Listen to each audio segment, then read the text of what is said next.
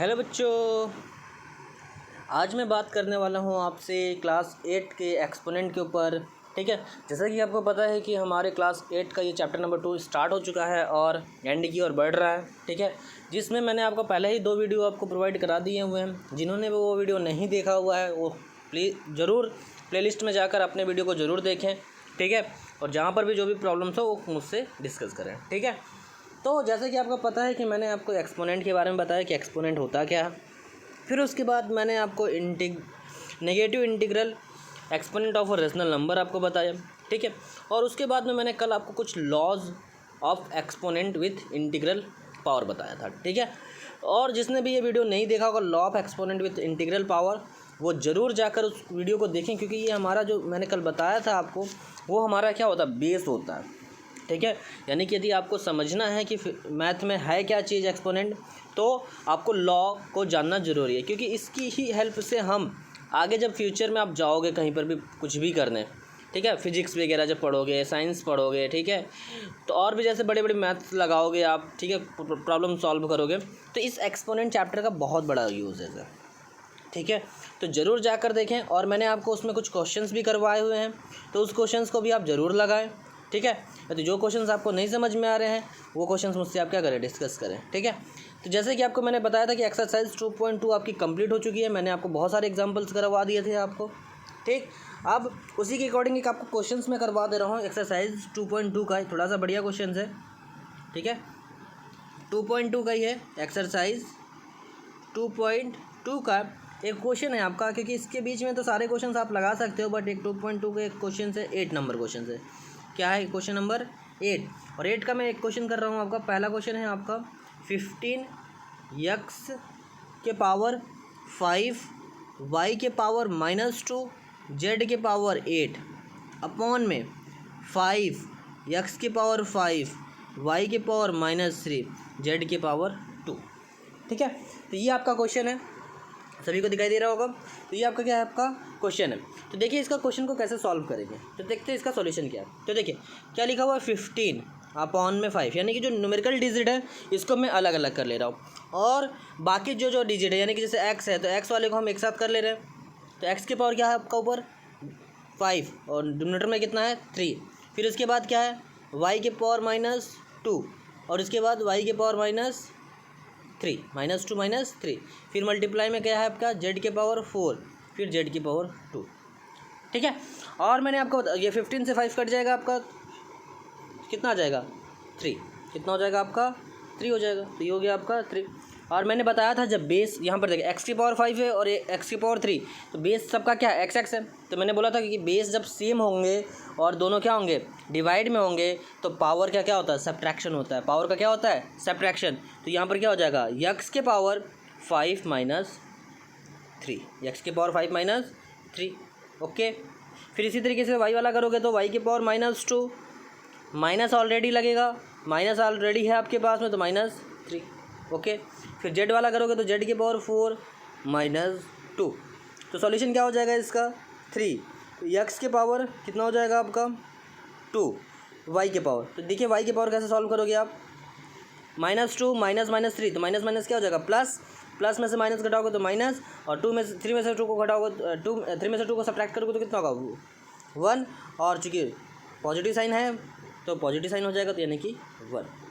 ठीक है, तो यानी कि फिर इसके बाद z की पावर कितना हो जाएगा आपका 2, यानी कि इसका सॉल्यूशन क्या हो गया आपके पास 3x² y z²। समझ में आ गया सभी को। तो ऐसे ही आपको क्या करना है, ये पूरे क्वेश्चंस आपको कंप्लीट करने हैं। ठीक है, तो इसके बाद हम बढ़ते हैं आपके एक्सरसाइज नंबर 2.3 की ओर। तो यानी कि एक्सरसाइज नंबर 2.3 हमारा है क्या चीज़, उसको देखते हैं।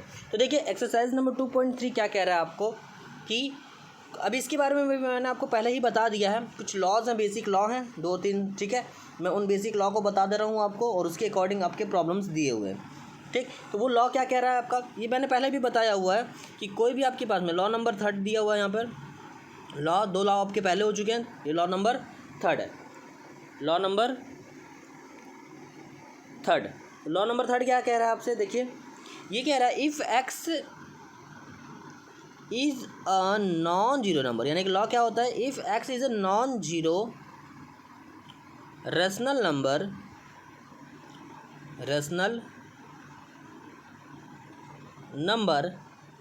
And m and n are any two integer, then x के पावर m के पावर n। तो मैंने आपको बताया था कि जब कोई भी आपके पास में नंबर है, इंटीजर या रेशनल नंबर है, तो यदि उसके पावर के पावर में है तो पावर का क्या कर दो, आपस में मल्टीप्लाई कर दोगे। क्या कर दोगे, पावर का मल्टीप्लाई कर दोगे। ठीक है, ये मैंने आपको बता दिया। इसका जो वैल्यू हो जाएगी वो कितने हो जाएगी, x के पावर m इंटू n।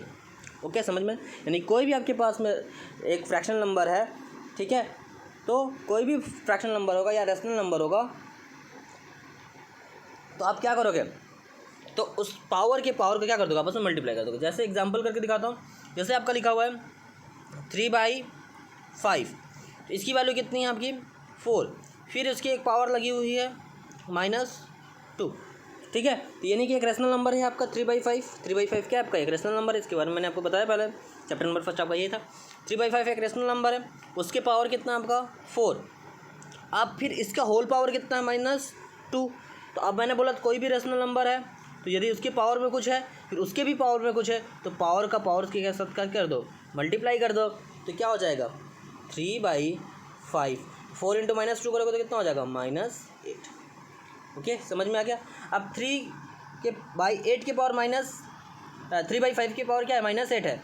अब 3/5 के पावर -8 है, तो ये इस तरीके से प्रॉब्लम बन गया क्या, a/b के पावर -n।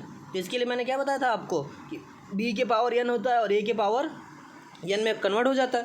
तो बस कन्वर्ट कर दो इसको a के पावर n, b के पावर n और a के पावर n में। तो इसकी वैल्यू क्या हो जाएगी 3/5 के पावर -8, तो क्या हो जाएगा 5 के पावर 8 अपॉन में 3 के पावर 8। ओके, समझ में आ गया सभी को, आ गया सभी में समझ में।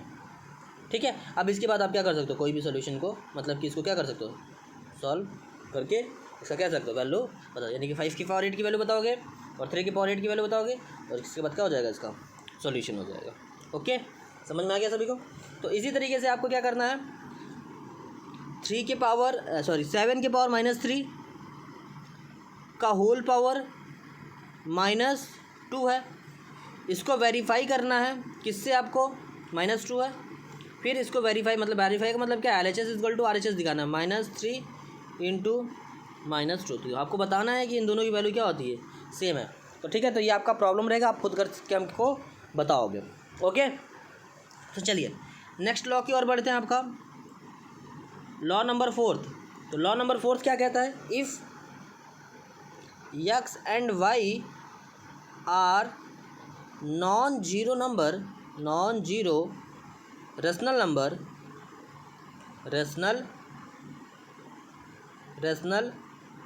Number m is any integer, then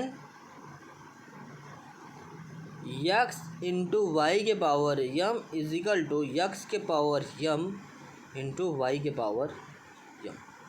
ठीक है, ये कह रहा है आपसे, यानी कि x और y दो आपके पास में रेशनल नंबर दिए हुए हैं, और इसके पावर में क्या है, कोई एक इंटीजर नंबर है जिसके पावर में लगा हुआ है। तो अब आप क्या कर सकते हो, इसको अलग अलग इसको क्या कर सकते हो, ब्रेक कर सकते हो। यानी कि x के पावर m, कल भी मैंने ये बताया हुआ था, परेशान होने की ज़रूरत नहीं है। कल भी मैंने आपको जब लॉ ऑफ एक्सपोनेंट बताए थे पूरे के पूरे, तो उसमें भी एक फार्मूला ये आया हुआ था। जैसे वहाँ पर आया था ab की पावर में n है, तो ये क्या हो जाएगा a के पावर n b के पावर n। बट वहाँ पर जो मैंने बताया था आपको, a और b जो रहेंगे वो कैसे नंबर थे, आपके इंटीजर नंबर थे। बट यहाँ पर जो x और y हैं वो कैसे नंबर हैं, रेशनल नंबर है। तो फ़र्क कुछ है नहीं, बस फ़र्क यही है कि इंटीजर से रेशनल नंबर में आ गया। ओके, तो देखिए, तो यानी कि अलग अलग रेशनल नंबर में क्या कर दोगे, उसके पावर को लिख दोगे, ये हो जाएगा y के पावर। ओके, समझ में आ गया सभी को। ओके, तो जैसे कि कोई एक एग्जांपल में करके दिखा रहा हूँ आपको, जैसे लिखा हुआ है आपको एग्जांपल, या एक क्वेश्चन करके दिखा रहा हूँ मैं आपको, एक्सरसाइज का एक क्वेश्चन करके मैं आपको दिखा दे रहा हूँ। चलिए एक्सरसाइज का हम क्वेश्चन करते हैं, क्वेश्चन नंबर 6 हम करते हैं। ठीक है, क्वेश्चन नंबर 6 है। 6 का फर्स्ट क्वेश्चन मैं करके दिखा रहा हूँ आपको। 4 की पावर -1 प्लस 8 के पावर -1, ओके, मल्टीप्लाई 3/2 के पावर -1, ये आपका प्रॉब्लम है। तो इसका हमको क्या करना है, सॉल्यूशन करना है। तो आप देखिए a के पावर n की वैल्यू क्या होती है, a के पावर -n की वैल्यू क्या होती है, 1/a के पावर n, पता है आपको। तो हम क्या लिख सकते हैं, 4 के पावर -1 है, इसको क्या लिख सकते हैं 1/4, और 8 के पावर -1 है, इसको हम क्या लिख सकते हैं 1/8 लिख सकता हूँ मैं। फिर उसके बाद आपको पता है a/b के पावर में -n है, तो इसकी वैल्यू क्या होती है b की पावर n/a के पावर n, ये भी आपको पता है।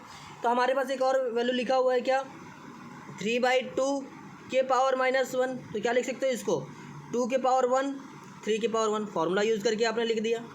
ओके, समझ में आ गया सभी को।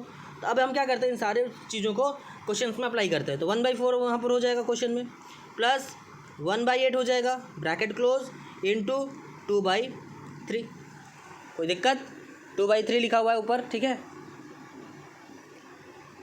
2/3। तो अब हम क्या करेंगे, ये जो आपका क्या है ब्रैकेट है, बॉडमास रूल को फॉलो करके पहले ब्रैकेट को सॉल्व करेंगे। तो 1/4 प्लस 1/8, तो एलसीएम कितना हो जाएगा इसका, 8 एलसीएम हो जाएगा। तो ऊपर क्या हो जाएगा 2 + 1 इंटू 2/3, तो ये क्या हो जाएगा आपका 3/8 इंटू 2/3, 3 से 3 कैंसिल, कट गया, कितना हो गया 4, तो आंसर कितना आ गया 1/4। तो 1/4 को 2 के पावर 2 भी लिख सकते हो और 2 के पावर -2 भी लिख सकते हो। तो कहाँ यहाँ पर भी यदि आंसर ब्रैक आ जा रहा है तो ठीक है, यहाँ पर भी आप लिख सकते हो, ठीक है। तो गलती कुछ नहीं है, चीज़ें वही हैं।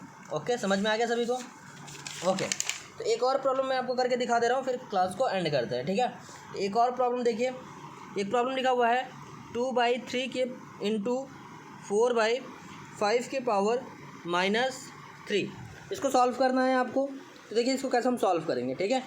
तो देखिए अभी मैंने बोला कोई भी दो रेशनल नंबर है x इंटू वाई के पावर में कोई एक इंटीजर नंबर है m, तो हम क्या करते हैं उसको x के पावर m इंटू वाई के पावर m को क्या करते हैं ब्रेक करते हैं। तो इसी तरीके सिमिलरली तो फिर 2/3 है और 4/5 है के पावर -3 है, तो इसको हम क्या कर सकते हैं, फॉर्मूले से हम क्या कर सकते हैं इसको ब्रेक कर सकते हैं। तो ये क्या हो जाएगा 2/3 के पावर -3 इंटू 4/5 के पावर -3, ये भी -3 रहेगा, ठीक है, -3 हो गया आपका। ओके, तो अब देखिए अब फिर से वही फार्मूला a/b के पावर -n, b के पावर n अपॉन में a के पावर n, तो सॉल्व करते हैं इसको। तो ये कितना हो जाएगा 3 के पावर 3, 2 के पावर 3 इंटू 5 के पावर 3, 4 की पावर 3। ओके, समझ में आ गया सभी को, आगे सभी को समझ में। ओके, ठीक है। तो आप इसके बाद इसका क्या कर सकते हो, आप सॉल्यूशन कर सकते हो। यदि इसी में यदि आपको प्रूफ करने के लिए देगा कि LHS बराबर RHS को दिखाइए, तो LHS को पहले निकाल दीजिए, पहले LHS की वैल्यू को फाइंड आउट करिए, फिर RHS की वैल्यू को फाइंड आउट करिए, और दोनों की वैल्यू यदि सेम हो जा रही है तो हम कहेंगे कि LHS बराबर क्या है मेरा RHS। ओके, तो ठीक है। तो फिर यहाँ तक आपको समझ में आ गया होगा, ठीक। तो यानी कि आपको एक्सरसाइज नंबर 2.3 आराम से आप कर लोगे। ओके, तो मैं आज की क्लास यहीं पर एंड करता हूँ, मिलता हूँ नेक्स्ट क्लास में।